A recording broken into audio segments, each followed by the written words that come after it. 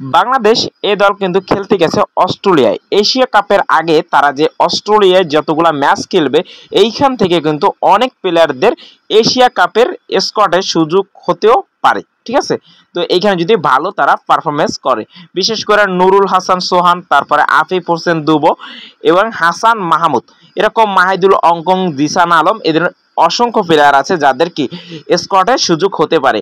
এখানে কিন্তু আপনাদের বাংলাদেশ এ দল কিন্তু ইতিমধ্যে একটি ম্যাচ খেলে ফেলছে, সেটা হলো পাকিস্তান এ দলের সাথে।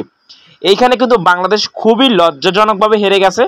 এরকম বাংলাদেশের যদি পারফরমেন্স করে তাহলে কিন্তু কোনোদিনই সম্ভব না এই যে মানে আপনাদের যত ভালো ভালো প্লেয়ার আপনাদের যাদের বলেন যে এরা কেন ইন্টারন্যাশনাল ম্যাচের মধ্যে সুযোগ পায় না, বিশেষ করে নুরুল হাসান সোহানের নামটা কিন্তু বেশি আসে এই একটি নামই কিন্তু আক্ষেপের জায়গা থেকে, ঠিক আছে।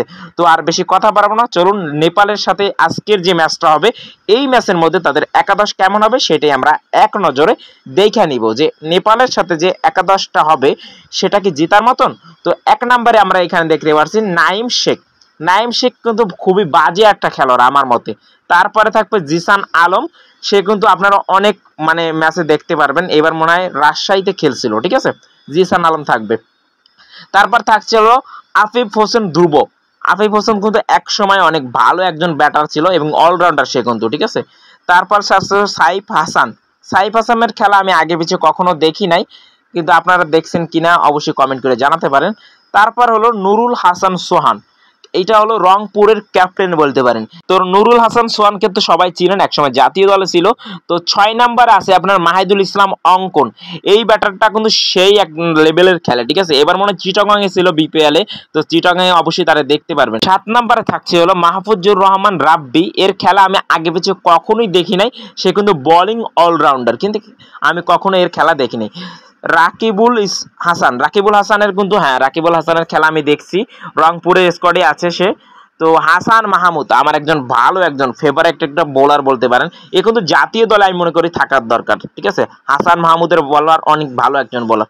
তারপরে হলো মিথুন চৌধুরী, ঠিক আছে। মিথুন চৌধুরী হলো আমি কিন্তু তার খেলাও তেমন একটা দেখি নাই, তেমন কি ভালো খেলে কিনা জানি না। তারপর রিপন মন্ডল অনেক দারুণ একজন বোলার, ফাস্ট বোলার, ঠিক আছে। রিপন মন্ডল অনেক ভালো বল করে থাকি।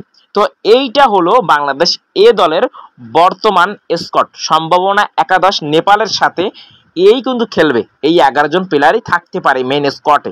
2-1টা প্লেয়ার হয়তো বা পরিবর্তন হতেও পারে, এখানে যেহেতু সম্ভাবনা একাদশ আমি বলছি, এইটাই যে শিওর মানে স্কোয়াড হবে এমন কোনো কথা না। কিন্তু এইটা মিলাই রাখবেন যে নুরুল হাসান সোহান, আফিফ হোসেন, তারপরে নাইম শেখ, এইসব লোক কিন্তু জায়গা পাবে, ঠিক আছে। তো পাকিস্তানের সাথে খুবই লজ্জাজনকভাবে হারছে।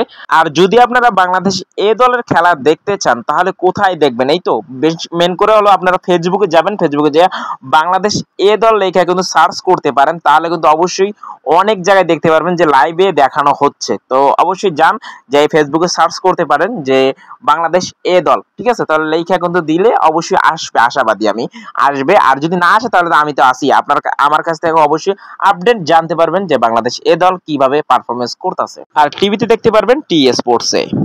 তো আশা করি আপনাদের আজকের এই খেলা যদি টাইম থাকে অবশ্যই দেখে নিতে পারেন, কারণ কি এটা কিন্তু জাতীয় দলের খেলা না, এটা হলো বাংলাদেশ এ দলের খেলা। এটা কোনো জাতীয় দলের খেলা না, বলতে পারেন বাংলাদেশের জাতীয় দলের একটি ছোট একটা অংশ টিম, ঠিক আছে। এখানে যারা খারাপ খেলে তারা পারফরমেন্স করে জাতীয় দলে ঢুকতে একটি সুযোগ পায়।